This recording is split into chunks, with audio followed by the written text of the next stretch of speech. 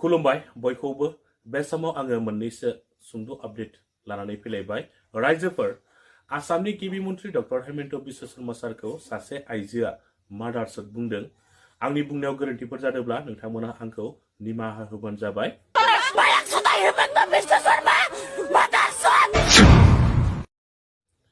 बे आइजोआ मा जाहोननि थाखाय आसामनि गिबि मन्त्रि डक्टर हेमन्त बिश्व शर्मा सारखौ मानो बेबायदि बुंदों नोंथांमोना बे भिडिअखौ जोबजासिम नायोब्ला आबुङैनो मोनथिनानै लानो हागोन। रायजोफोर दा बिनि सिगाङाव नोंथांमोना आसाम आयेन आफादनि बुंथिगिरि मानगोनां बिस्वजित दैमारि सारनि मोनथिहोनाय सुंद' भिडिअ क्लिप्सखौ जोबजासिम नायनानै लाग्रोदो। डिमाकुसियाव जानो गोनां बर' थुनलाइ आफादनि जि बोसोरारि जथुम्मा बियो उदालगुरि जिल्लानि सुबुंफोरनि मोनसे बिराद गिदिर सिमां आरो बिसेस करि डिमाकुसि ओनसोलनि रायजो राजाफोरनि बियो मोनसे गिदिर मिजिं जे बेवहाय बर' थुनलाइ आफादनि जथुम्माखौ गाजा गोमजायै खुंनानै खेबसे बयखौबो बे जायगानि मानसिफ्रा आलासि हिसाबै सिबिनायनि मोनसे हाबिलास आरो बेखौ लानानै तामुलपुराव जेला जथुम्मा जदोंमोन बोसोरारि बेवहायनो उदालगुरि जिल्लानिफ्राय डिमाकुसि जायगायाव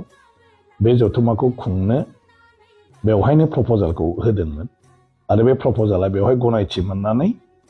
एबारनि जि बर' थुनलाइ आफादनि जथुम्मा बे जथुम्माया डिमाकुसियाव जानो थांगासिनो दं आरो जेराव आं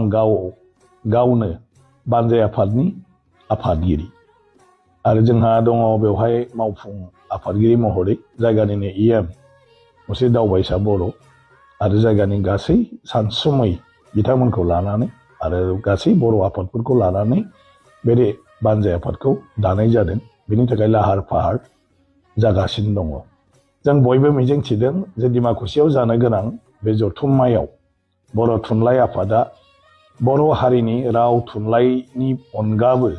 बर' हारिनि समाजारि बिथिङाव बायदिसिना जि मावनो गोनां खामानि दं आरो बेफोरखौ बयनिफ्रायबो सुबुरुन लानानै जयैनो मावफुंलायनायनि बिबान लानांगौ दं। बेफोर आयदाखौ लानानै सावरायगोन आरो बे जथुम्मानि थांखिया गासैजोंबो अनसायजानानै बर' हारियाव गासैबो बिथिङावनो मोनसे सोलायनाय आरो दावगानायखौ लाबोनो हागोन। जोङो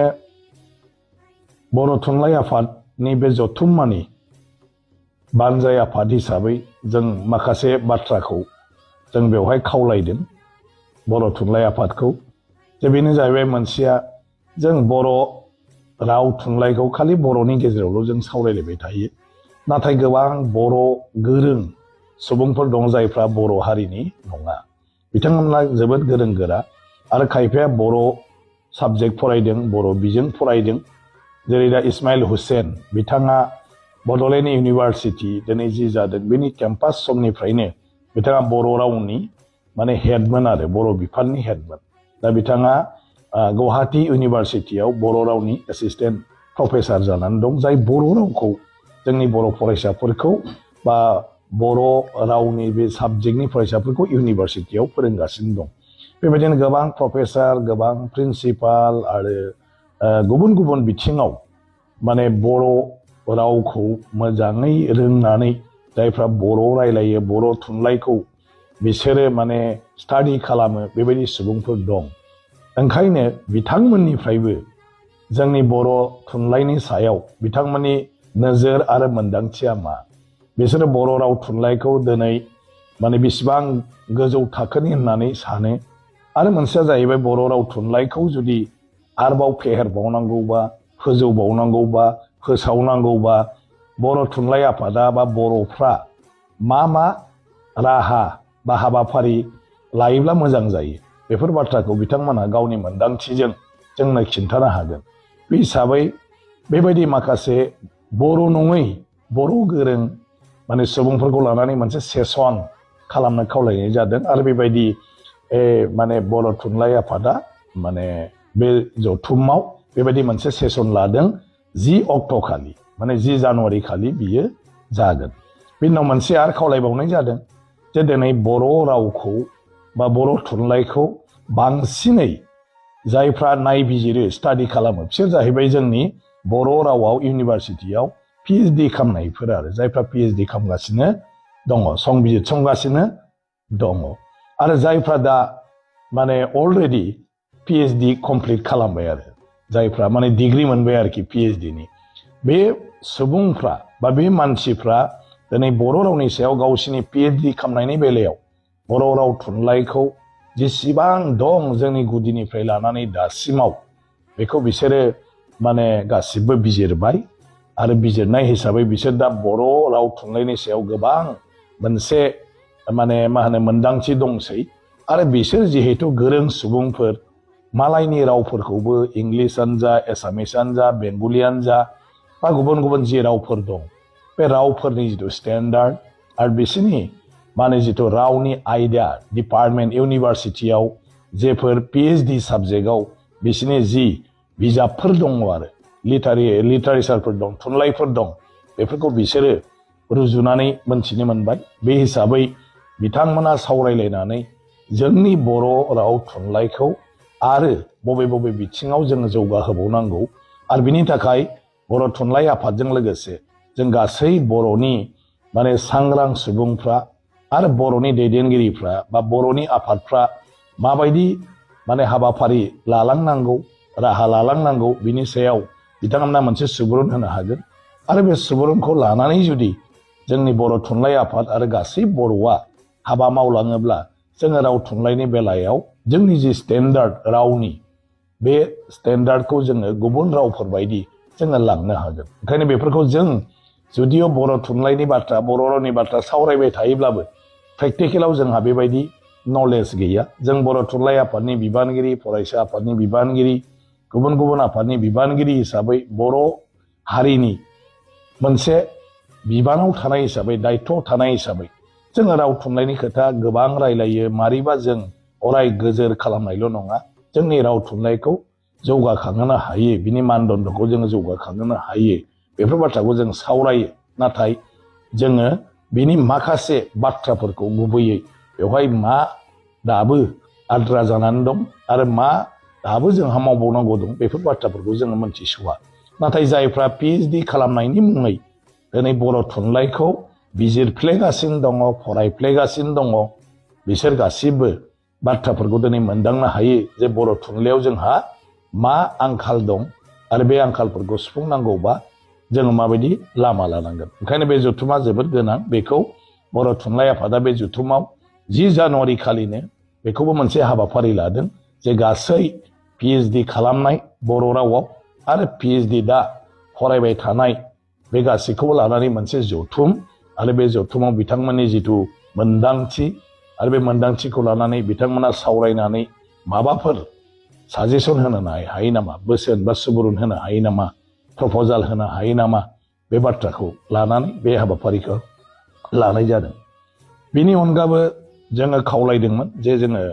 बायह्रा हादोरनि जे बर'फोर जायफोरखौ लानानै जों गोग्गायो आरो गासै बुहुमनि बर'फ्रानो जों बयबो खौसे जानांगौ होननानै बुंलायबाय थायो बेबायदि जों गोबां हाबाफारिनि गेजेरजों बिसोरजों सोमोन्दोखौ गोख्रोंनिफ्राय गोख्रों खालामनो हादों दा गुबैयै नेपाल आरो बांलादेश बेवहायनो बर' राव रायलायग्रा सुबुंफोर दं जायखौ बांलादेशआव त्रिपुरा होननानै बुङो बांलादेश गभर्नमेन्टनि जिथु रिकगनेसन त्रिपुरा होनना बुङो बिनि बर'फोरखौ आरो नेपालनि बर'फोरखौ मेचे होननानै बुङो बिनि रिकगनाइजआ बे ओंखायनो बिथांमोनखौबो जोङो थुनलाइ आफादाव माने बे जथुमाव लेंहरनो थाखाय जों खावलायदों आरो जोंबो इनिसियेटिभ लादों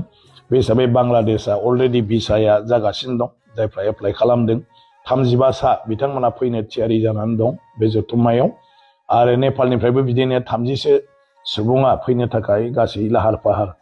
खालामगासिनो दङ आरो बिनि अनगायैबो भारतनिनो गुबुन गुबुन रायजो सोनाब बेंगलनिफ्राय लानानै जोंनि नागालेण्ड अरुणाचलसिम ओमफ्राय ओरैहाय माने मेघालय त्रिपुरा बेफोरबायदियाव जेसेबां दं आरो बर' माने रावनि जायफोर फोलेर बर' राव फोलेरनि सुबुंफोर बिसोरखौबो जोङो बयखौबो माने खेबसे जोंनि डिमाकुसिनि बे जथुम्माखौ नायफैनो खावलायदों आरो बिथांमोना फैनो गासिबो लाहार फाहार बे फैयोब्ला बिथांमोनजों जोङो राव थुनलाइल' नङा रायजो जानायनि सोमोन्दै समाजखान्थिनि सोमोन्दैबो मोनसे सावरायलायनाय लोगो मोनलायनानै बे खाबुआ जागोन बेखौ जों मिजिंथिदों। बेनि अनगाबो जोङो गुबुन हादोरनि एम्बासाडर, दा जों गावखौनो मंगलिय फोलेरनि होनबाय थादों, ओंखायनो जोङो मंगलियानि जि एम्बासाडर दं दिल्लीयाव, बिथांखौबो जों हांख्रायदों। बिथाङा दा फैनो अलरेडि कनसेन्ट होबाय। बिथांजों लोगोसे आरोबाव फ्राय 15 हादोरनि दा जाय एम्बासाडरफोर दं गुबुन गुबुन हादोरनि, बिथांमोना जयैनो फैनो नागिरदों। बेवहाय बर' थुनलाइनि बे फोरबोखौ नायगोन आरो बेवहाय बे जायगानि सुबुंफोरजों बिथांमोना इन्टारेक्सन खालामगोन। बे हिसाबै जों जायगानि गोरों गोरा माखासे सुबुंफोर आरो बायदिसिना बिथिङाव रोंगौथि थानाय बिथांमोनजों आरो बे एम्बासाडरफोरजों जोङो ओरैनो इन्टारेक्सन, बियो अफिसियेल थुनलाइ आफादनि हाबाफारि नङा, नाथाय बेवहाय ओरैनो बिथांमोना जोंनि बर' थुनलाइ आफादखौ नायनो फैनायजों लोगोसे जोंनि जायगानि माखासे मानसिफोरजों सावरायलायगोन आरो बिनि गेजेरजों बिथांमोननि हादोराव जोंनिफ्राय माबाफोर खाबु दं नामा, रांखान्थियारि बाबै बा गुबुन बिथिङाव खामानि मावनो हाथावथाव, जेराव जोंनि थाखायबो मोजां जायो। आरो बिथांमोननि गोनांथि गोनां माबाफोर जोंनाव रिसर्स दं नामा, जेखौ लानानै बिथांमोनाबो मुलाम्फा जानो हायो। आरो मोननैबो हादोरजों बा बिसोर गासै हादोरफोरजों सोमोन्दो लाखिनानै बड'लेण्डनि सुबुंफ्रा फालांगियारिनिफ्राय लानानै, सोलोंथाइनिफ्राय लानानै, आबादनिफ्राय लानानै बायदिसिना बिथिङाव मदद होलायनो हायो नामा, बे बाथ्राफोरखौ बेवहाय मोनथिलायनो हागोन, बुजिलायनो हागोन। आं सानो इयुनाव साफा सानै बेफोरनि आयदायाव गोसो थानाय सुबुंफोरनि थाखाय बियो गोबां मदद गोनां जागोन। बेनि उनाव जोङो जोंनि बर' फोलेरनिनो दा गभर्नर तेलेंगानायाव जिष्णु देबबर्मा, त्रिपुरानि, बिथाङा आगोलाव त्रिपुरानि डेपुटि चिफ मिनिस्टारमोन, बिथाङा तेलेंगानायाव दं। बिथाङाबो फैनो बाथ्रा हरदों आरो आं सानो जे बिथाङा थारैनो 11 एबा 12 अक्ट'आव फैगोन आरो फैयोब्ला बिथांखौबो जों लोगो मोनगोन आरो बिथाङाबो बेवहाय फैनानै जोंनि दैदेनगिरिफोरजों मोनसे इन्टारेक्सन खालामलायनानै बिथांनि जिथु गावनि जिउआव मोनसे अभिगथा मोन्दांथि, बे मोन्दांथिखौ शेयार खालामनो हागोन। आरो बेफोरो जोंखौ बायदिसिना साननो हायै बाथ्राफोरखौ साननाय, मोनथियै बाथ्राफोरखौ मोनथिनाय आरो बिनि उनाव इयुननि थाखाय जोङो खामानि मावलांनो जि मोनसे थांखि लायो, बे थांखियाव आं सानो गिदिरथार मोनसे मदद जागोन। হিমন্ত দাসকে দেখে ছাউল দেয় আর বলে মিয়ার তুরি ধর, মিয়ার মোটা ধর। হিমন্ত বিয়ে প্রতিবন্ধী কে বাদ, হিমন্ত বিয়ে